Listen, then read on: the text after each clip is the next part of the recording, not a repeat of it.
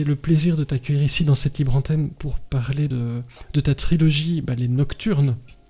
Je vous parlais de rêves, on va en parler parce qu'Anthony est auteur. Il a une trilogie. Je vais vous mettre comme photo le tome 1. Ça me semble pas mal. Ça me semble pas mal en fait. Je vais te rappeler le principe, cher Anthony. Comme ça, je fais mon boulot qui n'est pas rémunéré. Mais je fais mon boulot quand même. 15 minutes chrono. Tu l'as vu, je respecte absolument mes 15 minutes. Pour te présenter, pour nous parler de tout ce que tu veux en lien avec les livres, et ici, avec les Nocturnes. Je te préviendrai 1 minute plus ou moins avant la fin. Plus ou moins, hein. Et évidemment, pour te laisser le mot de la fin, les personnes qui nous écoutent peuvent réagir, poser des questions dans la chatroom. Et puis, vous pouvez, vous qui nous écoutez, ajouter des minutes à Anthony, si vous le souhaitez, avec vos points de chaîne. Maximum 5 minutes. Donc, ne vous lâchez pas trop quand même, mais 5 minutes maximum. Si vous avez des points de chaîne, parce que si vous n'êtes pas fauché, ce qui peut être le cas, parce qu'on utilise beaucoup de points de chaîne sur cette chaîne, donc n'hésitez pas, vous pouvez ajouter des minutes. Anthony, peux-tu nous dire peut-être en un mot qui tu es pour commencer, pendant que je lance ce chrono infernal? Bien sûr. Écoute, donc déjà, merci beaucoup d'être présent ce soir. C'était un plaisir et un coup de cœur aussi, la préparation. Je crois qu'on a parlé 4 heures pour préparer ce live de 15 minutes. Donc je pense qu'on devrait être bon. Je m'appelle Anthony Lucchini. Je suis auteur de la trilogie Les Nocturnes, éditée aux éditions de Beta Publisher. Donc avec Camille, mon éditrice, que je remercie beaucoup, qui m'a fait confiance. Hop. Est-ce que vous me voyez? Parce que du coup, je vous vois. La vidéo a sauté. Oui, tu es figé. Alors je vais réactualiser. Oui, tu peux revenir. On va repartir à 15 minutes, hein, je vous rassure. C'est bon? Attends, je te remets en ligne. Hop là. C'est bon. Je rebouge. Surtout que je suis brillant ce soir. Tu es tout le temps brillant. C'est ça qui est beau. Ouais. Non, mais je parlais au sens propre du terme avec alors, tu peux juste dire aux gens d'arrêter de jouer au kicker à côté de toi, ça ce serait une super bonne nouvelle. Mais pour le reste, vu que je suis vraiment le plus gentil des animateurs, je te remets 15 minutes. Je suis comme ça. C'est vrai. Mais comme ça, ah oui. Je vais essayer de pas en abuser. C'est reparti. Anthony Lucchini, auteur des Nocturnes aux éditions Beta Publisher. Je remercie beaucoup mon éditrice Camille qui m'a fait confiance parce qu'elle a accepté d'éditer les Nocturnes, donc une trilogie, quand le tome 1 n'était qu'au stade de tapuscrit, c'est-à-dire un sommaire qu'il fallait retravailler longuement. Les Nocturnes, c'est l'histoire d'un groupe d'amis, un groupe d'adolescents qui habitent la ville de Salon de Provence, qui est une petite ville du sud de la France, dont je suis originaire.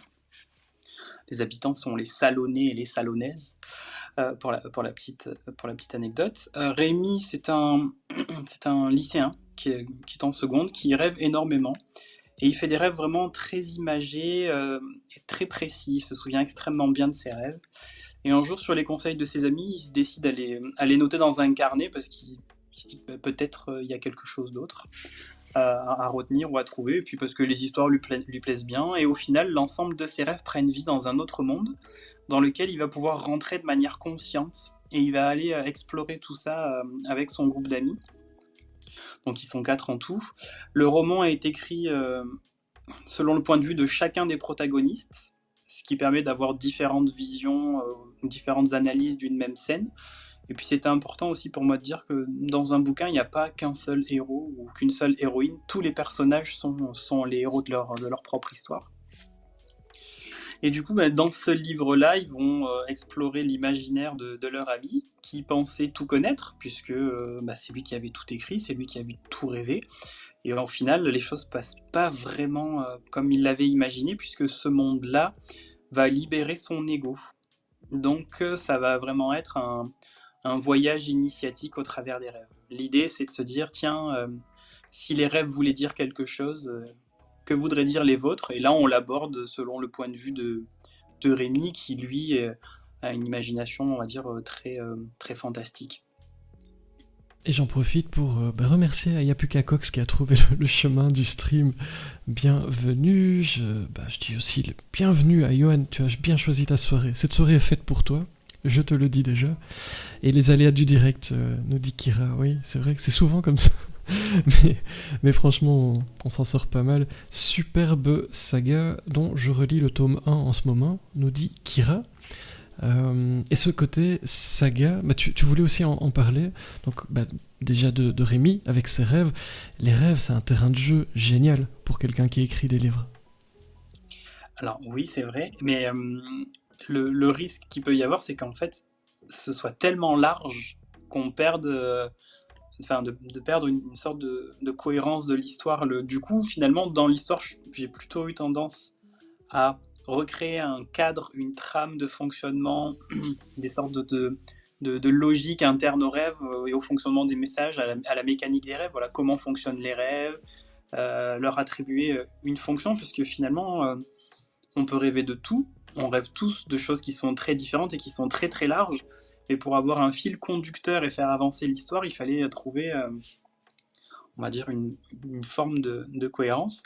La particularité, une des particularités des Nocturnes, c'est qu'en fait, c'est qu'il s'agit vraiment de rêves que j'ai faits quand j'étais adolescent et plus tard, parce que effectivement, j'ai commencé moi-même par écrire tous mes rêves dans un carnet. Donc il y en a vraiment partout dans la maison, sur tous les bouts de feuilles qui volent, sur tous les endroits. Donc de temps en temps, je les récupère, je les regroupe et je les note dans un même carnet. Et l'histoire, elle est née un petit peu comme ça, voilà, de se dire, tiens, il y avait des rêves, et puis il y a un personnage qui est arrivé, Rémi, ses amis, et je me suis embarqué dans l'histoire, où ils m'ont embarqué, parce que du coup j'ai plutôt l'impression d'être un peu l'instrument de la chose. Voilà. Je note des choses, des fois je me dis, mais pourquoi tu fais ça? Non, mais c'est pas ce qui était prévu, tu devais pas aller à droite, on avait dit que tu passais par la gauche, pourquoi tu vas à droite? Ça change tout. Et le rêve, tu dis, tu te souviens de tes rêves. Ça, c'est quelque chose qui m'intéresse énormément. On en a parlé un petit peu, je plaisante, on en a parlé pendant des heures. Vous qui nous écoutez, ça m'intéresse aussi dans le chat. Est-ce que vous vous souvenez de vos rêves? Parce que c'était la discussion qu'on a eue un petit peu avec Anthony. Moi, par exemple, je ne me rappelais pas de mes rêves jusqu'à ce que je parle avec toi. Et c'est vrai que c'est assez déstabilisant quand tu dis, voilà, je me rappelle de mes rêves, je note tout depuis toujours. Je me dis, c'est un super pouvoir, à mes yeux, moi qui me souviens rarement de mes rêves. Et comment on fait le tri? Comment on choisit? Parce que tu dis, tu notes tout, voilà. Comment tu choisis? Parce que ça doit être très, très, très dense, toute cette matière. Et puis trouver un fil dedans, comme tu expliquais, c'est assez compliqué. Comment tu as fait pour ce travail de sélection? Alors, pour ce qui est des rêves, quand je me réveille sur, on va dire, les 10 premières secondes, tout est ultra limpide. C'est vraiment comme un film. Enfin, ma tête, la nuit, c'est Netflix, c'est MyCanal, enfin, c'est tout ce que vous voulez. Ouais, il suffit juste de choisir le genre et puis c'est parti. Mais si je note pas ne serait-ce qu'un mot, une sensation ou quelque chose en rapport avec le rêve au moment du réveil, même si je suis persuadé que je vais m'en souvenir parce que c'est vraiment très clair, le rêve s'évade.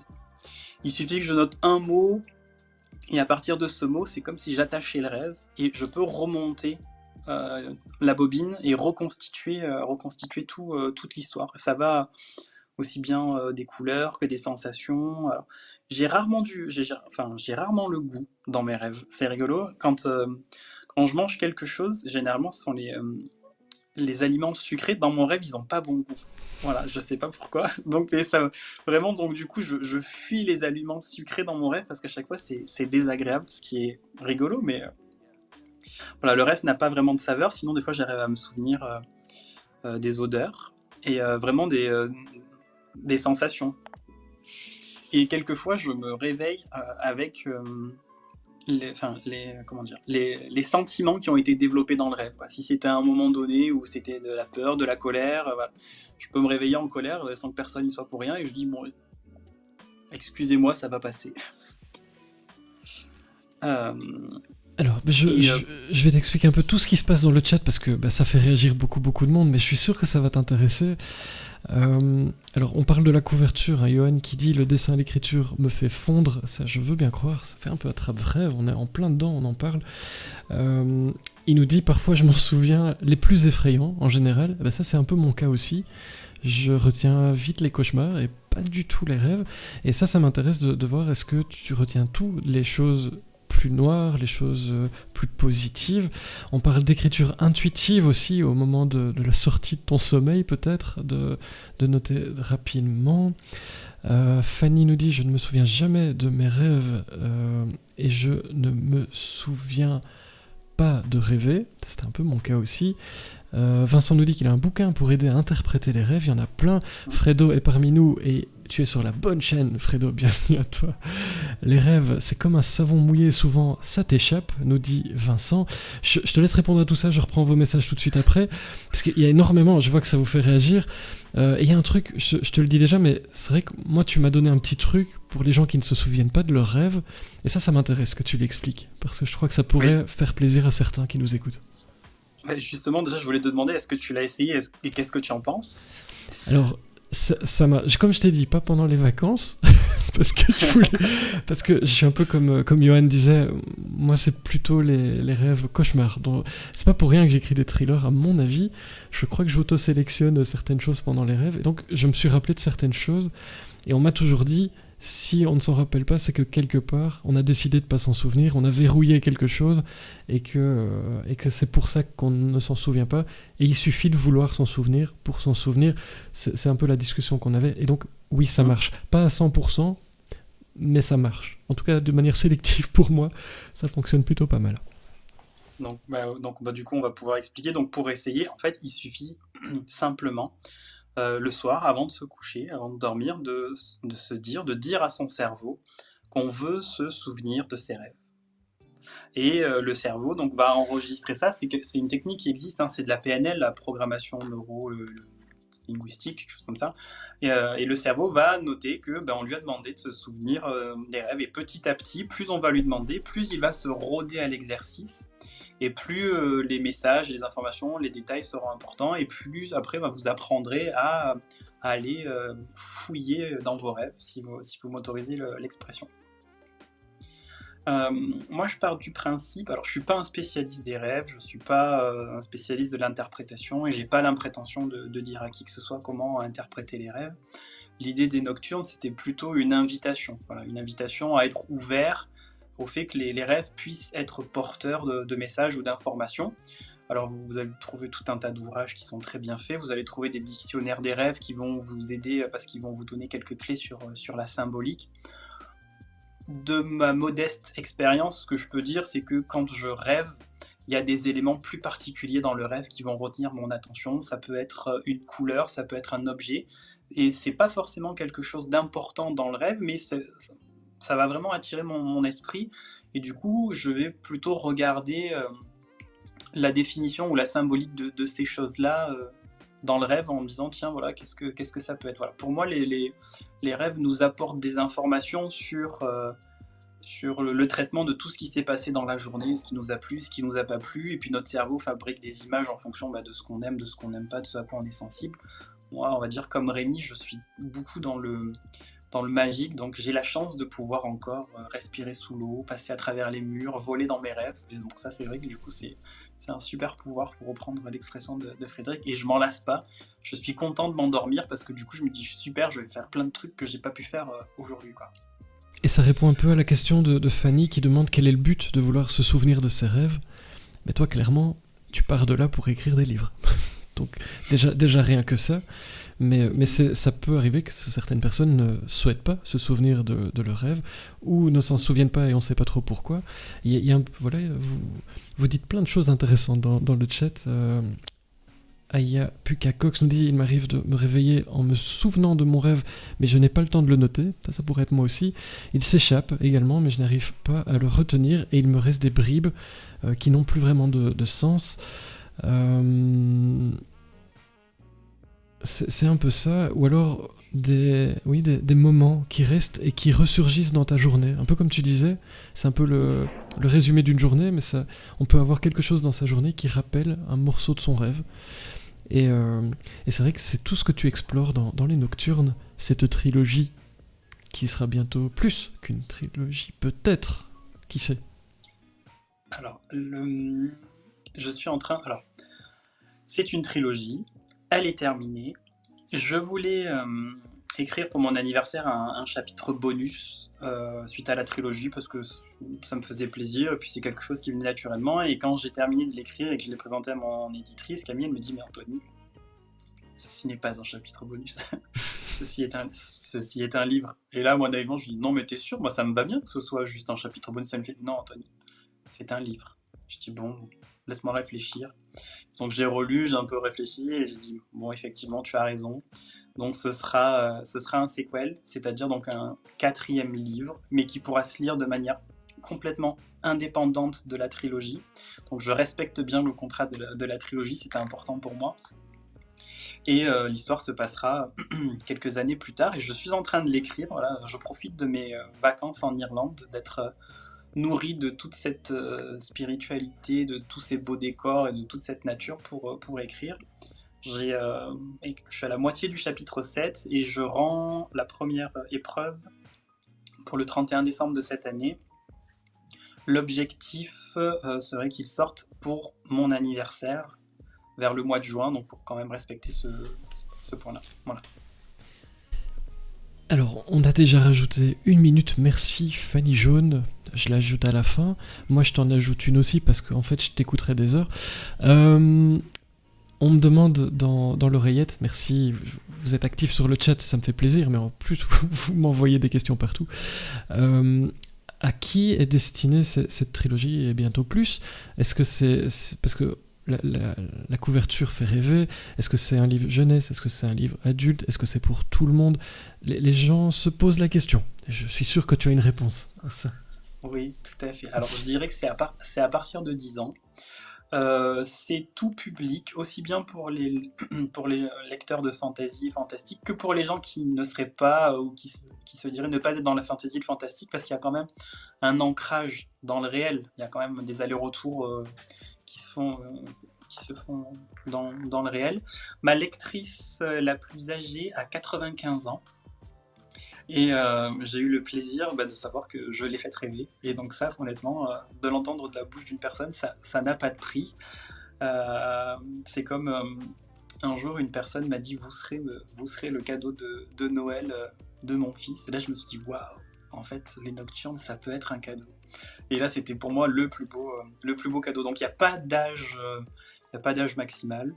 L'âge minimum, je dirais une dizaine d'années, parce qu'après, je pense qu'en dessous, c'est quand même des volumes qui ont 340, entre 300 et 400 pages, donc peut-être qu'il faut un niveau de concentration ou de suivi qui peut-être peut être long, mais pour les lecteurs et les lectrices les plus aguerris qui dévorent déjà des gros pavés, voilà, il n'y a pas vraiment de minimum. Je vais vous mettre les couvertures, parce que vous me parliez de la couverture. Je sais pas si tu as envie de nous en dire un mot, mais ça fait beaucoup réagir. Je vais en profiter pour mettre les autres, parce que vous savez. Et pendant ce temps, je vais quand même remercier Johan. Je vais me remercier moi-même et Kiko qui t'ajoutons des minutes. Vincent, tu ne nous en veux pas. On ajoute des petites minutes par-ci par-là, mais on ne t'oublie pas.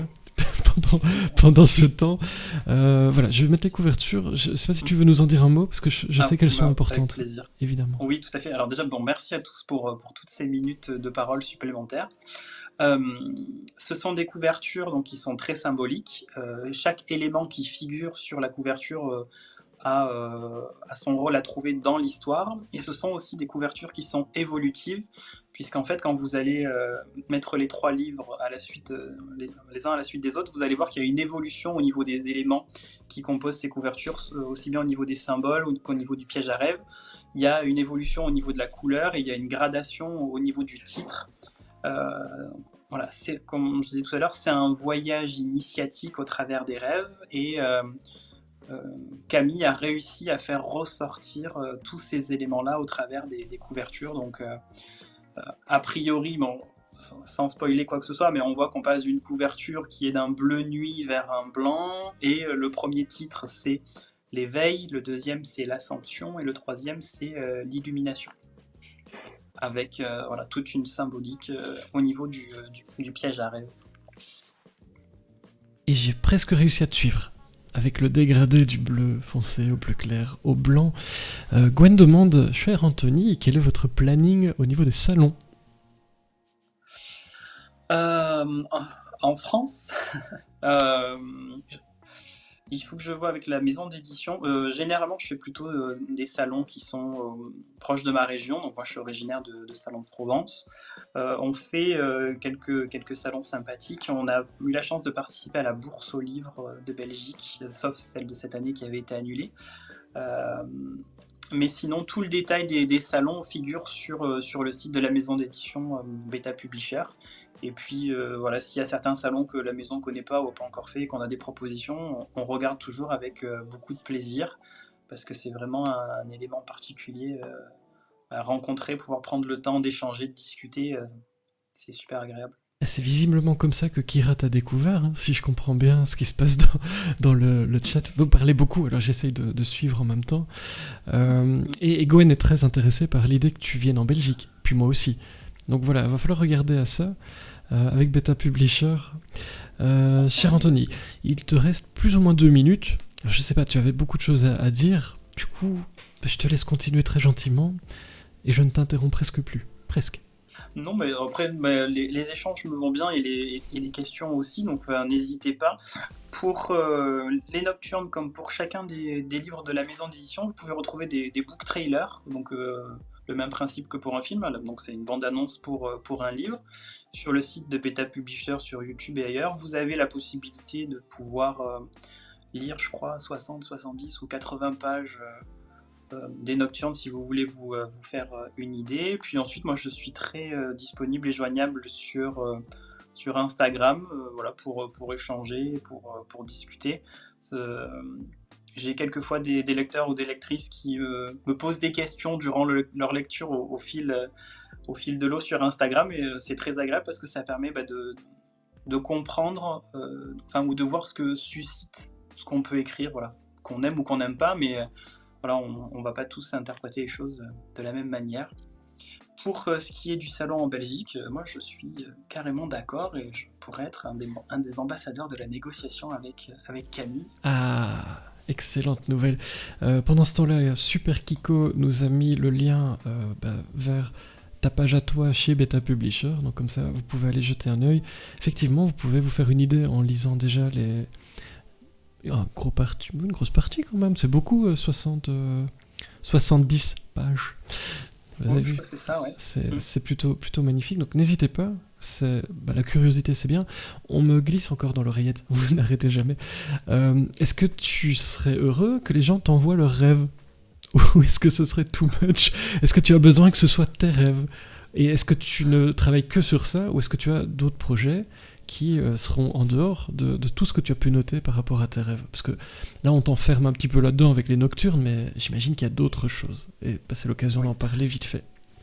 Alors, personne ne m'a jamais envoyé ses rêves, donc du coup, spontanément, j'ai toujours travaillé sur les miens, puisque ça reste malgré tout très personnel, un rêve. Après, l'avantage du rêve, c'est que je pense qu'il n'y a que le rêveur ou la rêveuse qui a la clé de l'interprétation du rêve. Voilà. Le dictionnaire des rêves va donner quelques éléments d'aide à la symbolique, mais si on ne sait pas ce qu'on a passé dans la journée, la personne en face va peut-être pas pouvoir trouver. Sur ce qui est de l'écriture, j'ai une autre trilogie en tête depuis quelques années, qui est aussi du fantastique, et qui doit normalement se passer en Irlande. Voilà, d'où mon voyage en Irlande, parce que je me disais quand même, Anthony, tu veux écrire quelque chose sur l'Irlande, et tu n'es pas allé en Irlande alors que c'est à côté. Donc voilà, c'est pour ça que cette semaine, c'est chose faite. J'ai découvert l'Irlande, et ça confirme toutes les idées que j'en avais, et j'en prends vraiment plein la vue. Si vous voulez aller faire un saut sur mon Instagram, c'est Anthony-le rêveur. Vous verrez, je mets surtout en story des photos de nature, et ça peut faire une petite parenthèse verte, voilà, pour s'échapper de la journée. Pourquoi est-ce que j'aime le rêve et pourquoi est-ce que j'aime le fantastique ? Finalement, c'est ça, c'est pour pouvoir s'échapper, aller chercher une parenthèse d'oxygène ailleurs. Eh bien écoute, tu nous as fait rêver, le temps imparti est terminé, je suis désolé, ça passe très vite. Hein. J'ai le même problème que pendant le test, qu'est-ce que vous voulez que je vous dise ? On t'écouterait des heures, vraiment bravo pour cette trilogie, déjà pour tout ce qui va suivre, on ne te perd pas de vue, ça c'est certain. Je vous conseille quand même effectivement de suivre Anthony sur Instagram, parce qu'il fait de très belles photos. en plus. Donc c'est vrai que ça donne, voilà, si vous aimez la nature, tout ça, c'est un très très chouette conte à suivre. Donc merci pour tous ces partages. J'étais ravi vraiment de t'accueillir. Je te laisse le mot de la fin, parce que Vincent attend en coulisses. Je ne veux pas moi le faire attendre, ça ne se fait pas. Et donc il est heureux, mais bon, ça ne se fait pas. Et puis il y a Audrey juste après. Mais vraiment, je te le dis déjà, tu es ici chez toi, reviens quand tu veux. Et j'en profite tant qu'on y est pour vous annoncer, si vous ne l'aviez pas encore vu, que la semaine prochaine en fait, le 6 octobre, si je ne dis pas de bêtises, c'est une soirée spéciale Bêta Publisher, donc avec ton éditrice et plein d'auteurs de la maison qui nous feront le plaisir. On va faire une spéciale Bêta Publisher et donc vous pourrez découvrir bien plus de choses sur cet éditeur innovant dont tu parlais si bien. Anthony, merci beaucoup, je te laisse le mot de la fin évidemment. Un grand merci, c'était vraiment un plaisir de venir chez toi. Merci pour ce partage, ce temps de parole, et puis au plaisir de venir dans ton plat pays et de pouvoir faire une interview en live, comme tu le disais tout à l'heure, au cours d'un salon. Avec grand plaisir. Cool, hâte de découvrir cette nouvelle saga, nous dit Kira. Et alors, ça doit être un message perso. Juan n'arrête pas de te faire coucou. C'était pas qui Juan ou Juan. Ça dépend un peu où ça se situe. Juan, ouais. Juan, merci beaucoup. Tu as des merci dans tous les sens. Je sais pas si tu vois le chat, mais voilà, c'est évidemment passionnant. Je vous invite à découvrir cette trilogie, Les Nocturnes. Faites-vous votre idée déjà en allant lire les premières pages, puisque c'est là. Peut-être le book trailer, comme tu le disais. Alors ça, il y a des gens qui adorent, d'autres qui détestent, donc à vous de voir. Mais il y a de quoi faire. Merci beaucoup Anthony, que je le disais, tu es ici chez toi quand tu veux, c'était trop court, mais ce n'est que partie remise. Merci d'avoir participé à cette libre antenne, c'était un vrai plaisir, et tout le monde a noté ça sur sa wishlist. Quel bonheur, profite bien de l'Irlande, ramène-nous une belle saga, et on se reparle très très bientôt. Belle soirée à toi. Avec plaisir, à très bientôt, au revoir, merci beaucoup.